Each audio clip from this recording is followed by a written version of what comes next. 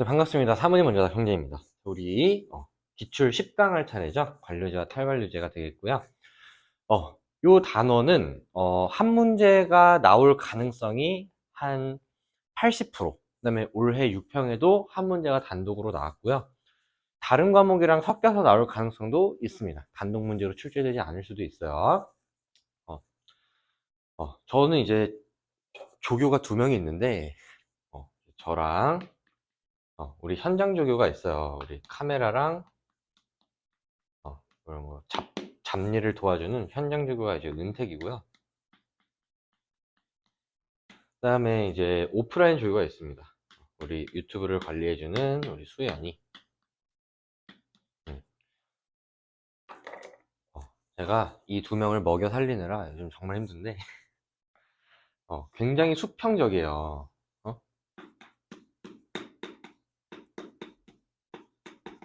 그치? 엄청 수평적이죠. 오늘 은택이는 지각을 했는데 약간 뭐 어쩌라고 식으로 나오고요. 수연이는 맨날 이제 오빠한테 욕하죠. 저희는 완벽한 탈관료제입니다. 조교들이 제가 이제 사장인데 조교들이 욕을 해요. 완벽한 수평적 의사결정 구조. 그다음에 뭐 촬영이 조금 이제 뭐 불가피한 사정으로 밀리면은 촬영을 빨리 해라. 완전 닥달을 하고. 저는 이제 굉장히 힘든 뭐 그렇습니다. 네, 그래서 우리 관료제 탈관료제는 개념의 양이 별로 많지 않기 때문에 은택이가 카메라를 돌리지 않아도 될 것 같아요.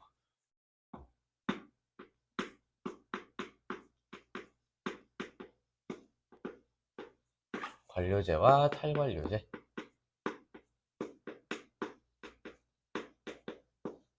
음. 우리 당연히 첫 번째는 이제 관료제에 대해서 좀 여러분들이 공부를 하셔야 되는데,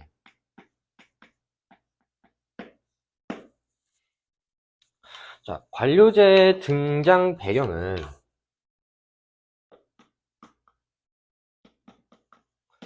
관료제는 산업사에 등장했어요.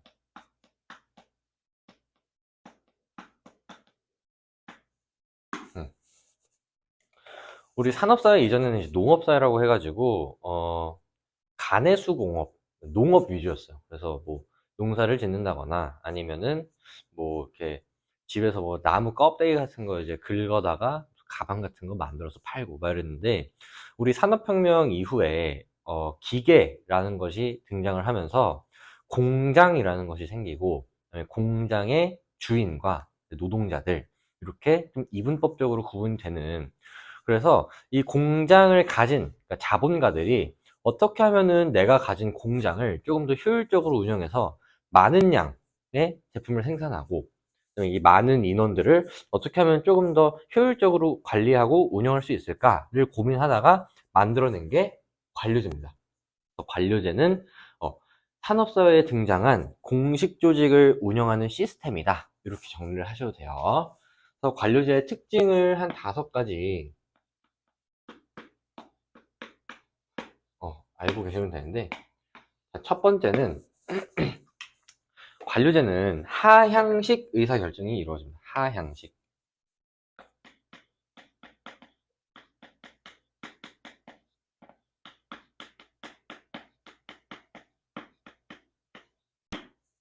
이게 뭔 소리냐면, 우리 관료제는 그림을 제가 좀 그려드리면은 대충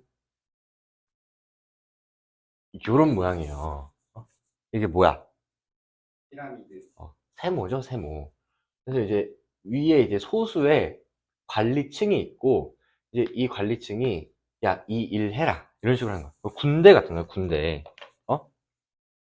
우리 군대도 이제 직급이라는 게 있잖아. 병장이 있고, 상병이 있고, 응? 1병이 있고, 뭐 2병이 있고 그러죠. 보통 어떤 식이야? 얘네가 얘네한테 뭔가를 시키면 얘네가 얘네한테 뭔가를 시키고 얘네한테 이런 식으로 내려가는 거잖아. 짬순으로. 이런 게 이제 하향식 의사결정이다. 두 번째, 얘네는 중간 관리층의 비중이 높습니다.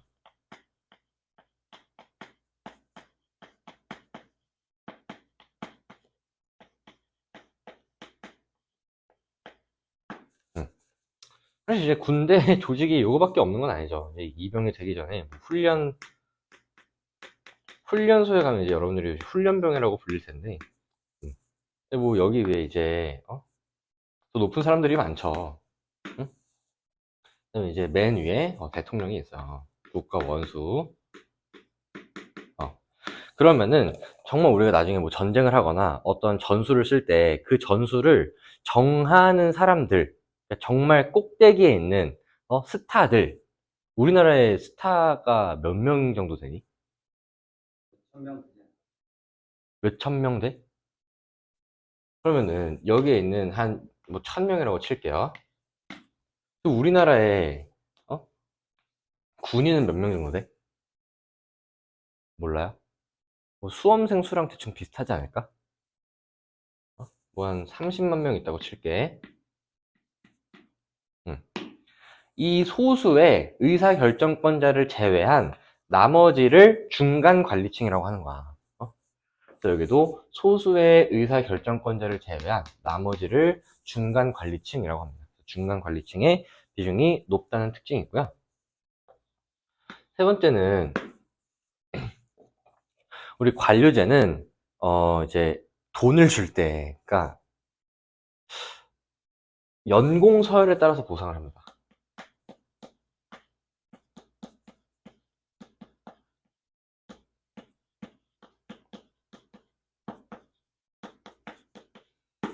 자, 연공 서열이라는 거는 얘는 좀 쉽게 설명하면은 짬순이에요.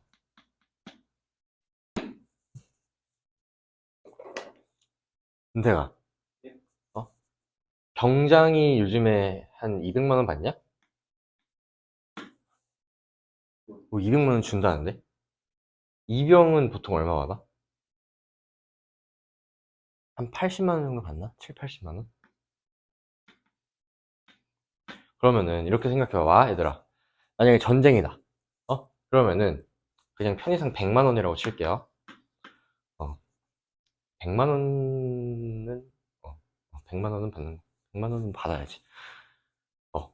병장은 200만 원을 받고 이병은 100만 원을 받아. 그럼 전쟁이 나면은 병장은 200만 원 받으니까 북한군을 2명 죽일 때 이병은 1명 죽이고 그래?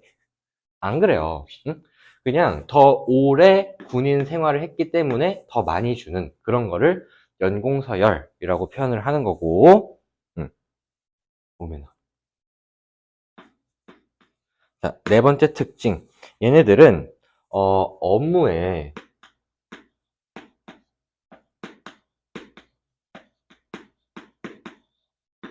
표준화 정도가 높다는 특징이 있어요. 굉장히 표준화가 돼 있다는 건데, 이거 덕분에 우리 또 파생된 개념이 뭐가 있냐면은 업무 수행에 예측 가능성이 굉장히 높습니다. 이게 뭔 소리냐면 우리 삼성전자는 관료제거든요. 그럼 이제 명함에 삼성전자 말고 메가스터디 뭐 이런 것도 다 관료제인데, 명함에, 그러니까 내 명함에 제 이름이 써져 있고요. 여기에 그냥 제 꿈입니다. 메가스터디 사회문화 뭐 대표 강사 이렇게 써져 있어.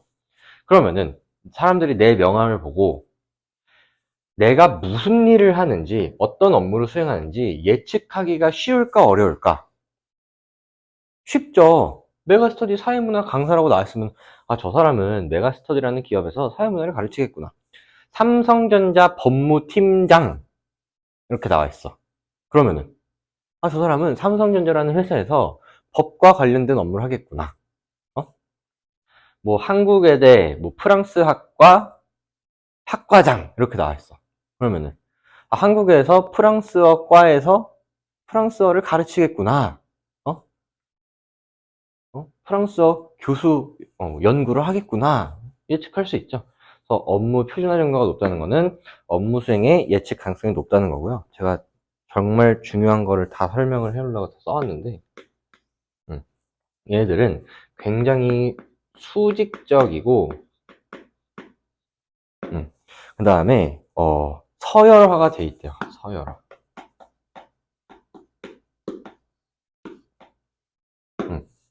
수직적이라는 거는 요렇다는 거잖아. 요렇게 생겼어요, 사실. 굉장히 수직적인 구조고, 서열이 확실합니다. 뭐 팀장, 뭐 부장, 차장, 과장 이런 식으로 서열화가 돼 있어요. 자, 우리 관료제에 단점이 이제 몇 가지 나오는데, 한 개. 이것도 외우셔야 돼요. 자, 많이 나오는 게, 첫 번째는 목적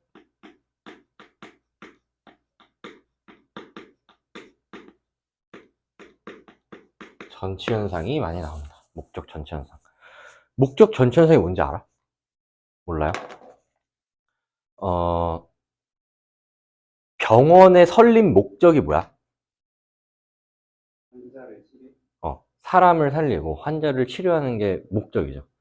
근데 그 목적을 수행하기 위해서 좀 이제 세부적인 것들이 지켜져야 돼.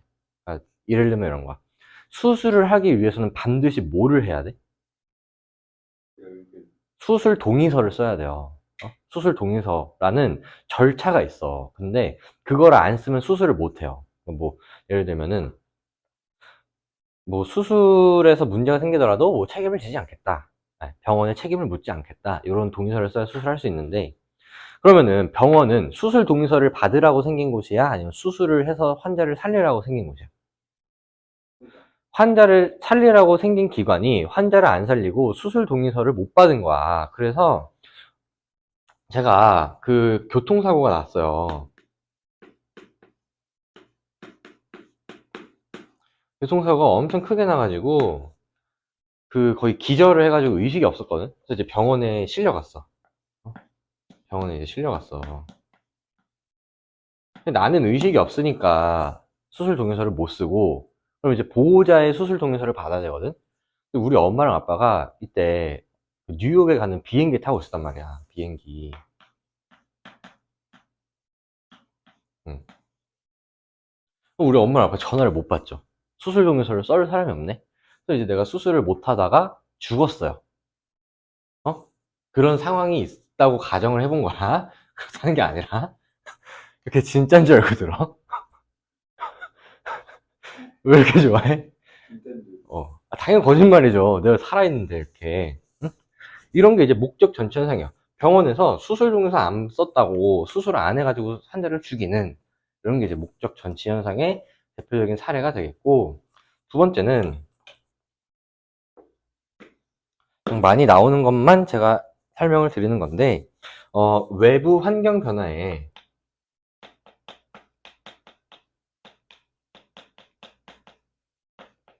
유연한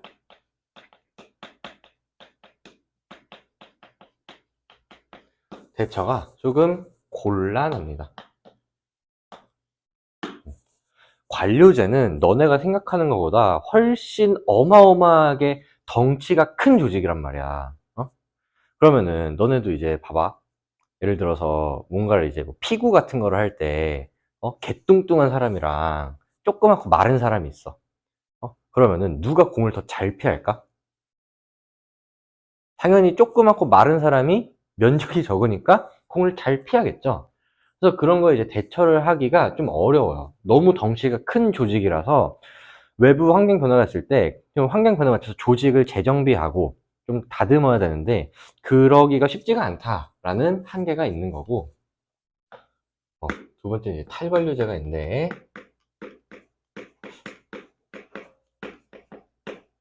음, 탈관료제는 이제 등장이 정보사회에 등장을 했습니다. 이게 왜 정보사회에 등장했냐면 이것 때문에 그래요. 우리 정보사회는 진짜 눈만 감았다 뜨면은 세상이 바뀌어 있어. 은퇴가 너 입학했을 때 챗 GPT 쓴 적 있어, 없어?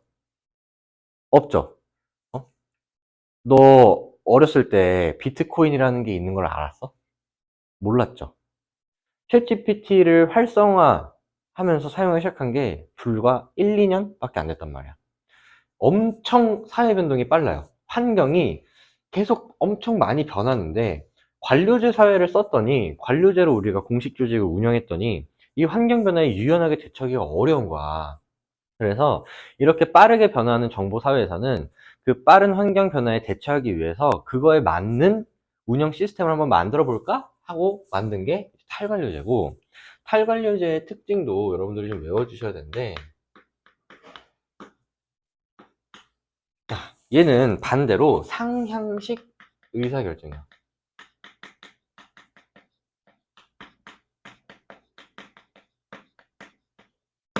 음. 그 옛날에 무슨 국방부 장관이었는데 이름이 기억이 안 나는데, 선조치 후보고 하라. 북한이 도발하면은 먼저 조치하고 나중에 보고해라. 그런 거 들어본 적 있어? 그 누구지 이름이? 무슨 김관식 뭐 이랬던 사람이었던 것 같은데. 어, 우리 관료제는 위에 소수의 의사결정권자가 정해준 것만 해야 되는데, 우리 탈관료제는 밑에서 진짜 실무를 하는 사람들이 그거에 맞게 일단은 뭔가를 하고 의견을 이제 위에다가 전달하라는 거야. 이거 해볼까요?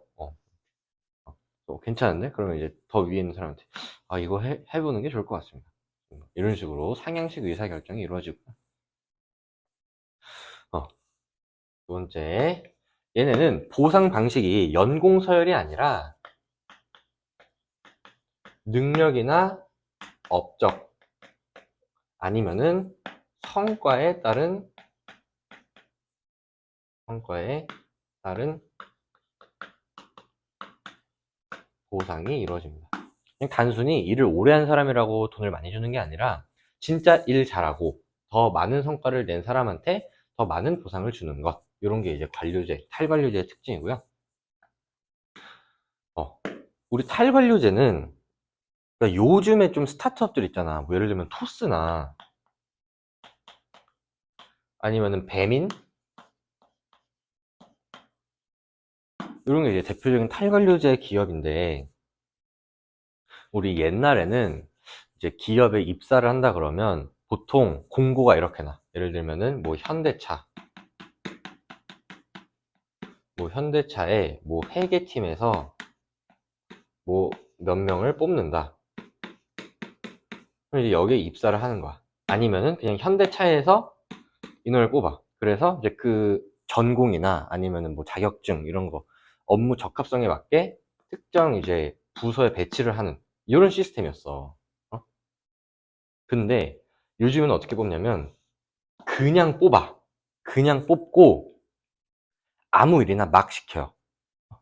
예를 들면은 우리 배달의 민족에서 여러 가지 카테고리가 있잖아. 뭐 치킨집이 있고, 뭐 중국집이 있고, 뭐 피자집이 있고, 뭐 이렇게 하면은 그냥 뽑아. 그래가지고 요즘 그 쿠팡 이츠에 치킨이 좀 밀리는데, 야, 치킨 배달을 우리가 더 많이 갖고 올 수 있게 너네 팀을 짜가지고 좀 해봐라. 그래가지고 이 거대한 조직에서 뭔가 치킨을 좋아하고 치킨을 뭐 잘 만들고 뭐 치킨 산업에서 근무를 한 적이 있고 한 사람을 이렇게 뽑아서 팀을 만들어. 조그만 팀을 만들어. 그래서 얘네가 막 열심히 일을 해요. 시장 조사도 하고 뭐 그래가지고 그 쿠팡 이츠를 따돌렸다. 그러면은 팀 해체. 근데 나중에 가니까 요즘 중국집 매출이 좀 안 나오는데? 이러면은 또 여기서 몇 명을 뽑아. 또 팀을 만들어. 그래서 이 업무가 끝나면 해체. 뭐 이런 식으로 이제 이루어진단 말이야. 근데 이제 이런 거를 뭐라 그러냐면은 업무의 표준화 정도가 없어요.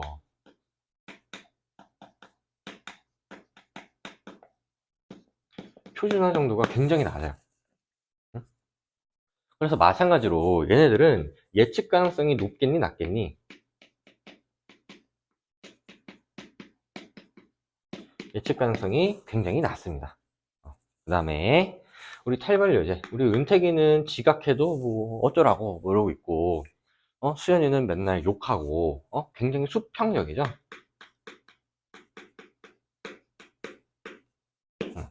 이런 특징을 갖습니다. 선생님, 중간관리층의 비중은 안 나오나요? 이렇게 물어보는데, 우리, 탈관료제 같은 경우는 그냥 여러 가지 팀으로 이렇게 돼 있어. 이렇게 서로 네트워크처럼 이렇게 연결했단 말이야. 중간관리층이라고 딱히 명시하기가 좀 어렵고,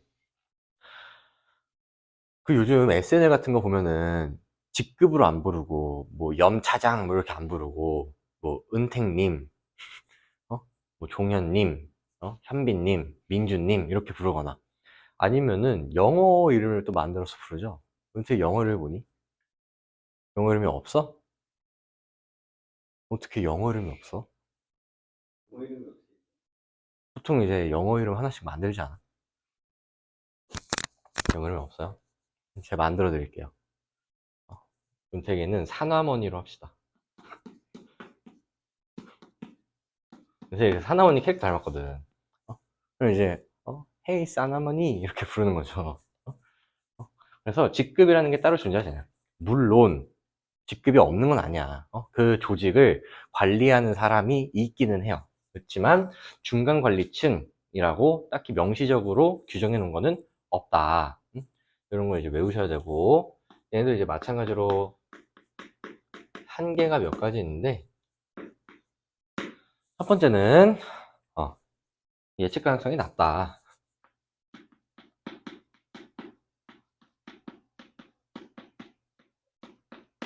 요것만 외워두시면 됩니다.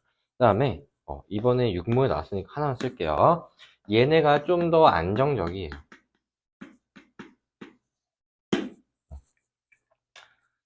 더 큰 규모의 조직이기 때문에 조금 더 안정적이다.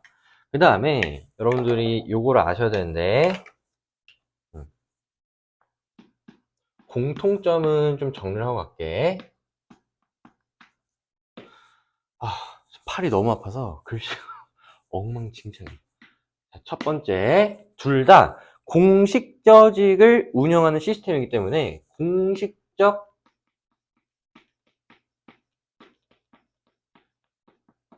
제재가 이루어집니다. 뭐 탈관료제는 부장님 때리면은 봐주고, 관료제는 고소하고, 그러나 둘 다 공식적 제재예요. 두 번째, 업무의 효율성을 추구하는 특징이 있습니다. 글씨가 개판이네요.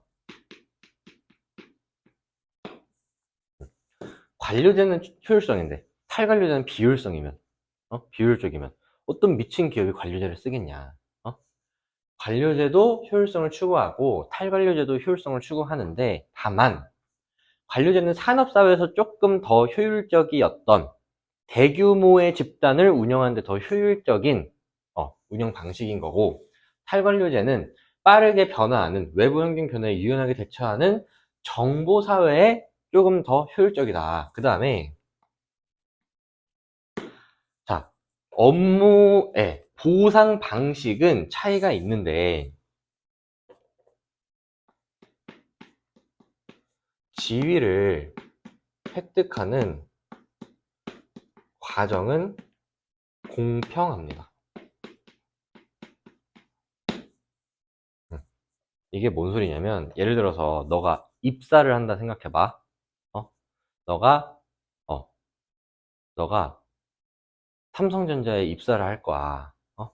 근데 삼성전자는 관료제니까 뭔가 불공평할 것 같고, 이렇게 생각하시면 안 돼요. 관료제 조직이든, 그러니까 너가 삼성전자에 취직하든 아니면 토스에 취직을 하든 둘 다 너를 공정하게 뽑을 거란 말이야. 그래서 지위 획득, 그냥 입사를 한다고 생각하세요. 너가 입사를 할 때는 공정하고 공평한 기준에 의해서 기업들이 너네를 뽑을 거다. 이 정도만 외워두시고, 저랑은 몇 문제가 안 되기 때문에 문제를 좀 풀어보겠습니다. 자, 1번이고요.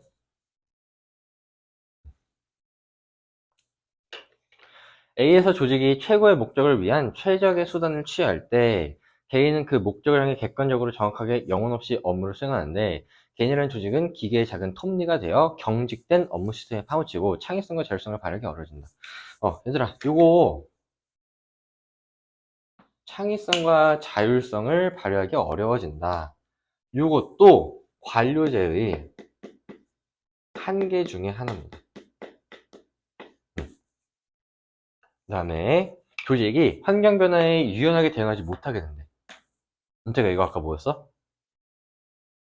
외부 환경 변화에 유연하게 대응하지 못하는 거는 관료제였죠? 1번. 그래서 A가 이제 관료제인 거고, B가 탈관료제인 거야. A는, 관료제는 예측 가능성이 높죠. 답은 1번. 2번. 업무 담당자에게 주어진 재량권이 큰 거는 탈관료제예요. 3번. 연공서열에 따른 보상 체계를 중시하는 거는 관료제죠. 4번. 전문화, 세분화 정도가 높은 거는 관료제입니다. 관료제는 하향식이었죠. 탈관료제가 상향식. 답은 1번이고요. 2번. 작년 6평. 재작년 6평이죠. 네모기업은 의사결정 권한이 분산되어 있고 업무의 범위와 분담 체계를 개별 담당 부서에서 자율적으로 결정한대요. 그래서 그거는 A의 사례다. 그래서 A가 탈관료제가 되겠고, 동그라미 기업은 의사결정이 관리자 중심으로 이루어지며 표준화된 규약과 절차에 따라 업무를 수행하는 게 관료제죠. 1번. 외부 환경 변화에 유연하게 대처하기 용이한 거는 탈관료제죠. A 맞습니다. 답은 1번. 공식적 규범에 의한 통제, 요거는 공통점이었죠. 구성원이 창의성을 발휘하기 용이한 거는 탈관료제가 되겠고, 업무 수행의 효율성을 추구하는 거는 공통점이죠. 연공서열에 따른 보상은 관료제, 근데 A는 탈관료제죠. 틀렸습니다. 성과에 따른 보상은 탈관료제, 이렇게 하시면 돼요. 자, 우리 7번으로 넘어가셔서, 자, 수평적 의사결정 방식의 확대. 이거는 탈관료제가 된다는 거지. 탄력적인 조직 운영 등을 특징으로 하는 A는, 그래서 지금 A가 탈관료제, B가 관료제, 이렇게 되는 거지. 한번 읽어보시면은, A는 환경 변화에 더 유연하게 대응할 수 있다는 점에서 관료제랑 구분이 됩니다. 그래서 관료제의 구성원의 권한과 책임을 분명히 하고 세분화된 업무 수행을 강조함으로써 대규모 조직을 효율적으로 운영할 수 있다는 평가를 받고, 예상 밖의 문제가 발생했을 때도 기존 조직의 틀 내에서 새로운 부서를 추구하는 식으로 문제를 해결하는 비판을 받는다. 한 사학자는 과정을 카멜리 펀트라고 했는데, 낙타와 코끼리를 합친 것으로 느리고 둔해서 적절히 환경 변화에 대응하지 못한다. 1번. 인간 소외 문제, 요것도 이제 자주 나오긴 하는데, 요거는 이제 관료제 한계. 관료제 한계인데, 인간 소외가 뭐냐면, 은퇴가, 너는 앞으로 계속 촬영만 할 거지. 그렇지?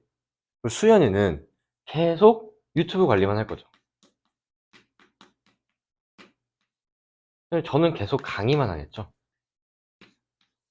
이러면 현타가 와요. 어느 순간, 나는 왜 맨날 이것만 하고 있지? 뭔가 이제 일상에 새로움이 없고 맨날 똑같은 것만. 찰리와 초콜릿 공장이라는 영화를 보시면은 거기서 이제 주인공이 똑같은 일만 계속해요. 맨날 누구는 나사를 쪼이고, 누구는 포장만 하고, 누구는 초콜릿에 코팅이 잘 됐나 안 됐나 검사만 하고. 그러다 보면은 뭔가 창의성이나 자율성을 발휘하지 못하고 점점 우리가 그냥 기계의 부품이 된 것처럼, 은택이는 촬영하는 기계가 된 것처럼, 저는 강의를 하는, 저는 이제 그런 걸 경험한 적이 되게 많아요. 내가 유튜브를 시작한 이유가 두 가지거든. 갑자기 딴소리를 하게 되는데, 영상이 길어지면 안 되는데, 지금 몇 분 정도 찍었니? 30분?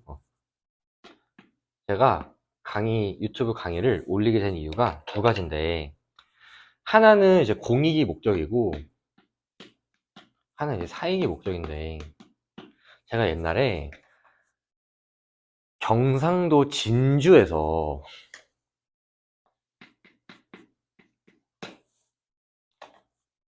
추석 연휴가 뭐 6일인가? 5일인가? 뭐 그랬었는데, 그때 5일 동안 진주에 와서 사회문화를 한 바퀴 돌려달라는, 뭐 어떻게 보면 과외 제안이죠. 과외 제안을 받은 적이 있어요. 그래서 이제 그때, 아니 진주에서 구해라, 너 어떻게 진주까지 가냐 그랬더니, 진주에는 사교육 시장이 활성화되어 있지도 않고, 그다음에 뭐 과외 선생님 같은 거는 당연히 없고, 그러니까 보통 이제 대학생 과외 같은 경우는 좀 그래도 어느 정도 성적이 나온 학생들이 대학생 과외를 하잖아.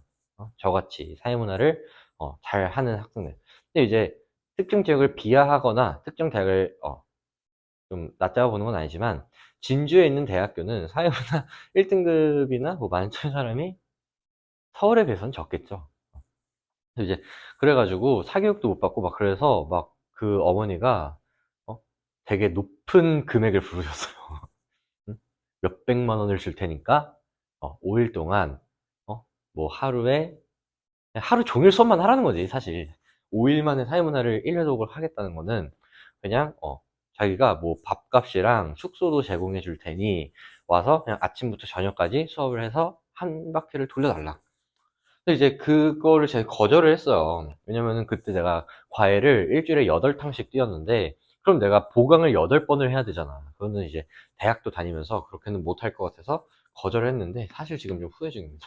그때 그거 5일 했으면은 내가 해외여행을 한 번은 갔었을 텐데. 근데 이제 그게 조금 이제 안쓰러워서, 아, 그러면은 좀 지방에 사는 학생들이 뭐 때문에 뭐 인강을 안 듣는지 잘 모르겠는데, 그냥 좀 내 수업을 듣고 싶어 하는 학생들을 위해서 해보면 좋겠다. 이게 이제 첫 번째 이유고요. 두 번째 이유는 우리 윤석열 대통령 때문이에요. 윤석열 대통령이 갑자기 수능특강의 연계비를 높여라 라고 하면서, 제가 과외를 8탕씩 뛰던 시절에 수특을 수업 시간에 다루기에는 시간이 부족하고, 그렇다고 안 할 수는 없고, 그래가지고 수특을 그러면은 내가 8번이나 수업을 해야 되잖아. 그럼 이제 내가 라디오가 된 것 같은 거야.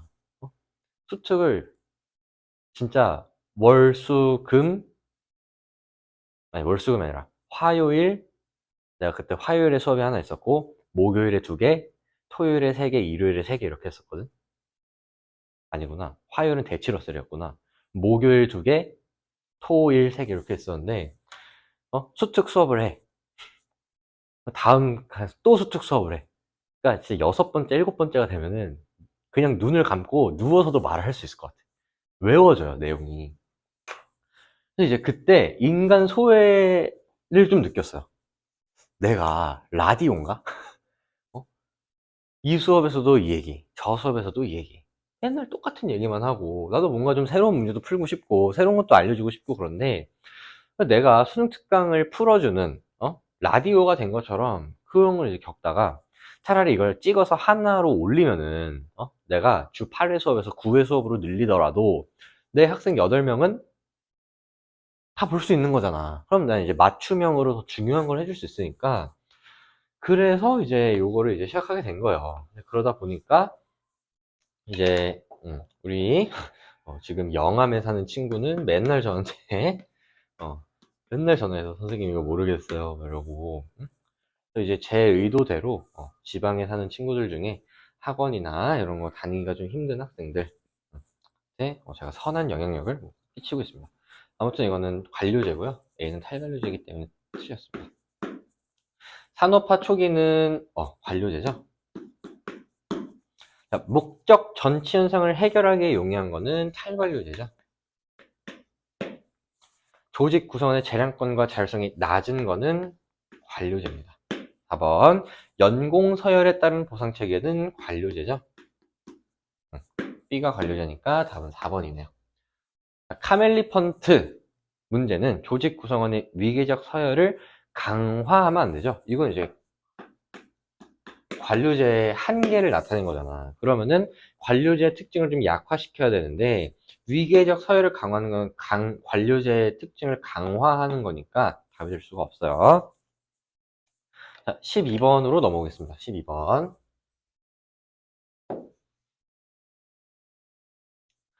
자, 갑이 너네가 다니는 회사 중 어디로 이직할지 고민 중이야 이랬는데, 을이 병이 다니는 회사는 업무 처리 절차나 규칙이 문서로 정해져 있어 자신이 할 일이 명확하고 주어진 업무만 수행하면 시간이 갈수록 급여가 높아진대요.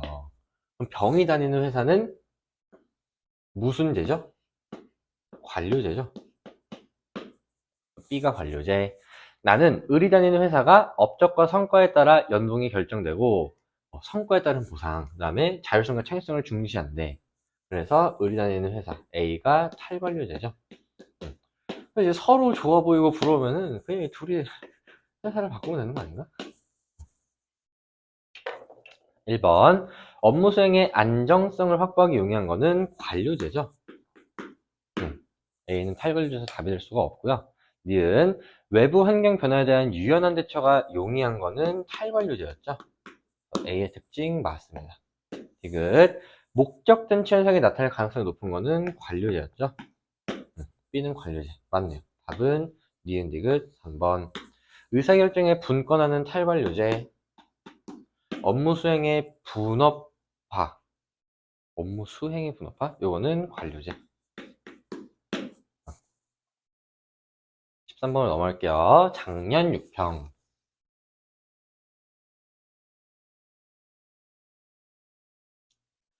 자, 땡땡 기업이 세계적인 기업으로 성장한 배경에는 기존과 다른 조직 운영 원리인 A가 영향을 미쳤는데 A의 특징을 볼게요. 생산 관리 시스템은 전체 공정을 수많은 미세한 단위로 구분하여 각 부분들의 전문성을 확보하는 데 기여했대요. 그래서 상층 부서로 다시 최상층 부서로 통합 관리되면서 조직의 효율성을 극대화했고, 그래서 A가 관료제죠. 그래서 의사결정의 분산, 유연한 조직 운영 등을 특징으로 하는 B니까 B가 탈관료제가 되겠습니다. 1번 목적전 치현상 계속 나오죠. 이거는 관료제의 단점이고요. 효율적 달성이 조직 운영의 핵심인 거는 공통점입니다. 한번 예측 가능성이 높은 거는 관료제였죠. 그래서 A가 관료제이기 때문에 답은 3번이고요.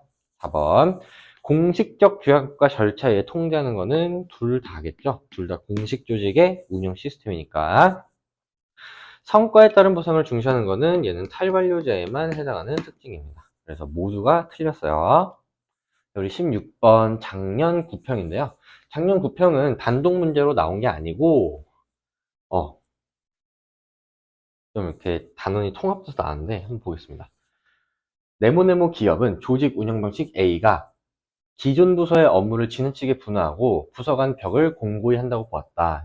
정해진 업무만 수행하면서 기계 부속과도 같다고 느낀 구성원들은 수동적으로 업무에 임했대요. 그래서 기존 방식이 관료제인 거야. 그래서 A가 관료제고요. B가 탈관료제겠죠.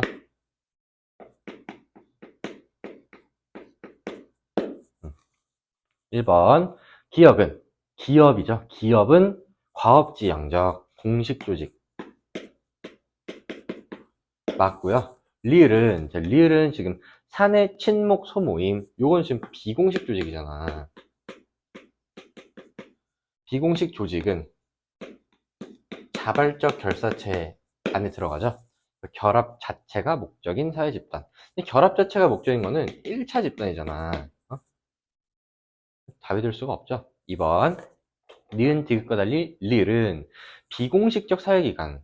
니은은 기존 부서, 회사는 비공식적 사회기관이죠. 디귿 어디 갔니? 새로운 부서, 기존 부서, 새로운 부서 모두 회사기 때문에 얘도 비공식적 사회기관. 사내 친목 소모임도 비공식적 사회기관. 한번 A는 관료제는 규칙과 절차에 따른 업무 처리로 자의적인 의사결정을 방지할 수 있습니다. 답은 3번이고요. 4번 전문성을 기준으로 구성원을 선발하고 연공서열에 따른 보상 체계를 중시하는 것은 관료제죠. 상형식 의사결정 방식은 탈관료제인데 얘는 관료제예요.